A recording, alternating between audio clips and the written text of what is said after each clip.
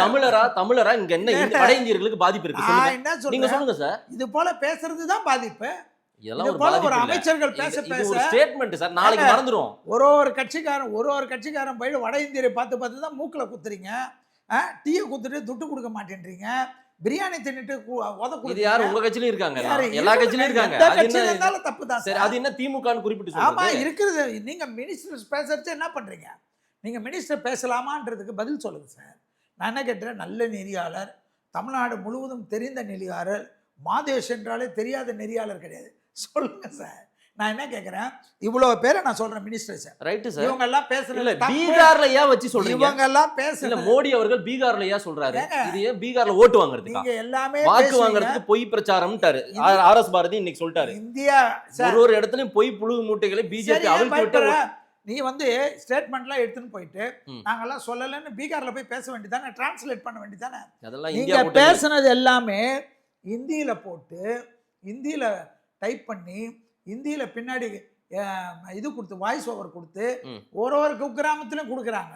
ஏன் கொடுக்குறாங்க? பிஜேபி என்ன ஓட்டு வாங்குறது இப்படிதானே ஓட்டு வாங்குறாங்க.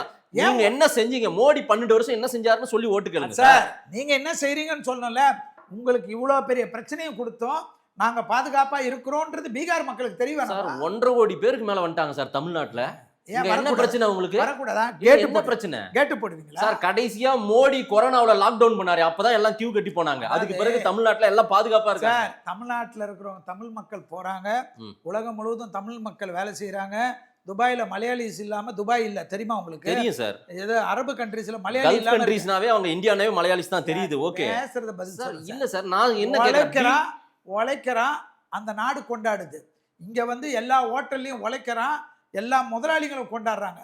திருப்பூர்ல இருக்கிற அத்தனை முதலாளிகள் என்ன சொன்னாங்க, அவன் வருவான், உருளைக்கிழங்கு நாங்கள் ரெடி பண்ணி கொடுத்துட்டா போதும், கோதுமை மாவு கொடுத்துட்டா போதும், ஒரு டின்னு கொடுத்துட்டா போதும், கேஸ் ஸ்டவ் கொடுத்துட்டா போதும், அவன் பாட்டு சப்பாத்தி போட்டுப்பான், அவன் பாட்டு வேலையை பண்ணுவான். இங்கே இருக்கிற மாதிரி குடிக்க அடிமை ஆயிட்டு எல்லா முதலாளிகள் ஸ்டேட்மெண்ட்டு உடனே செல்வி ஸ்டேட்மெண்ட்டுன்னு விடாதீங்க. நான் சொல்றது திருப்பூரில் இருக்கக்கூடிய அத்தனை மில் முதலாளிகளும், நான் என்ன கேட்குறேன், நீங்கள் தானே இவ்வளோ பெரிய ஜேர்னலிஸ்ட் தானே, ஏன் எல்லா முதலாளிகள்கிட்டையும் போய் பேச வேண்டியதானே? நாங்கள் தமிழ் மக்களை கொடுக்குறோம், தமிழ்நாட்டில் இருந்த ஆளுங்களுக்கு. அதே தான் நீங்கள் என்ன சொல்றீங்க, தமிழ்நாடு மக்கள் படிக்கிறாங்க. நான் சொல்றது பதில் சொல்ல.